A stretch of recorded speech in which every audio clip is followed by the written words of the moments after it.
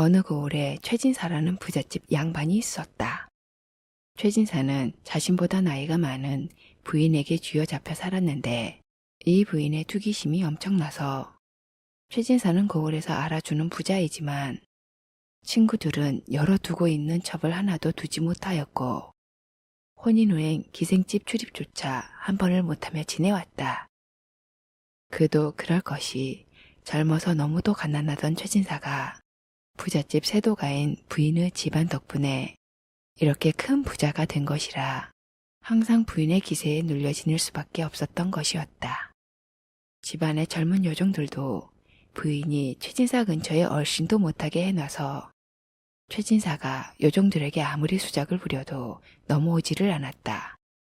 그래도 시집을 못 가 노처녀가 된 3월이라는 여종을 어르고 달래며 때가 되면 첩으로 삼겠다는 약속까지 하면서 마침내 마음을 얻어 부인의 눈을 피해서 몰래 잠자리를 가졌다. 그런데 1년 뒤 최진사의 부인이 갑자기 병석에 누워 한 달을 시름시름 앓더니 갑자기 세상을 떠나버린 것이었다. 그리 되자 3월이는 생각하였다. 이제 무서워하던 안방마님이 없으니 대감마님이 날 첩으로 들이겠지. 그런데 오히려 그때부터 최진사는 3월이를 멀리하기 시작하였다.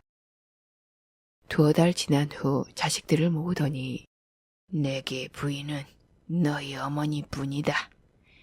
부인을 다시 들이는 일은 없을 것이다. 라고 선언하였다. 그 후 최진사는 한풀이 하듯 기생집을 매일같이 다니기 시작하더니 얼마 후에 그토록 원하던 첩까지 들이게 되었다. 최진사가 새로 부인을 들이지 않는다고 한 것은 전철을 못 잊어서가 아니라 새로 부인을 들이면 그 부인도 투기심이 많을지 모르니 부인을 들여도 부인의 눈치를 보지 않고 마음껏 여색을 즐기려고 한 꼼수인 것이었다. 그런데 이렇게 들인 첩이 3월이가 아닌 최진사가 이전부터 눈떡 들여온 집안의 가장 젊고 예쁜 여종이었다. 최진사는 3월이를 첩으로 들이겠다는 약속을 지킬 생각이 없는 것이었다. 이제 최진사는 새로 들인 첩의 방에서 밤낮 없이 기거하며 매일같이 한풀이 하듯 잠자리에 우느지정을 나누었다. 최진사는 3월이와 달콤했던 옛일은 감쪽같이 잊어버리고 3월이를 찬밥 대접하는 것은 물론이고 무시와 구박을 대놓고 시작하였다. 몇 달 후 최진사는 2번째 첩을 들였는데 역시나 3월이는 아니었다.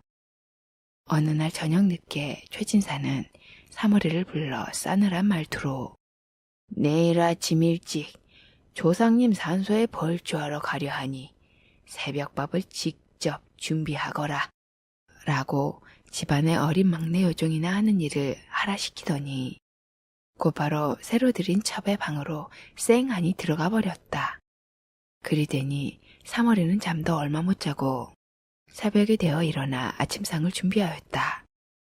그리고 최진사가 첩과 함께 있는 방문 앞에서 준비한 아침상을 가지고 기다리고 있었는데 이른 새벽인데도 불구하고 최진사와 첩이 잠자리 우누지정을 나누는 소리가 들리는 것이었다.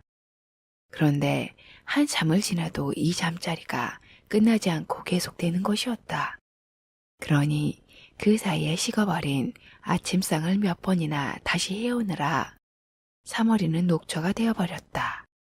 새벽이 아닌 동이 한참 튼 아침이 되어서야 최진사는 벌초하러 간다며 일어났는데 3월이가 애써 차려올린 아침상을 거들떠 보지도 않고 첩을 대동하고 바로 길을 떠나려 하는 것이었다. 때마침 아침부터 마당 한가운데서 사랑을 나누고 있는 수탉과 암탉 한 쌍까지 보게 되자 3월이는 최진사를 향해 참아왔던 분노가 한 번에 터져버려서 너희들도 아침부터 조상님 벌초하러 가려고 새벽부터 힘들게 내가 가져다 준 뭐이도 먹지 않고 아침 대바람부터 이러고 있는 것이냐? 라고 최진사를 원망스럽게 바라보며 닭들을 쫓아내듯 소리를 질렀다.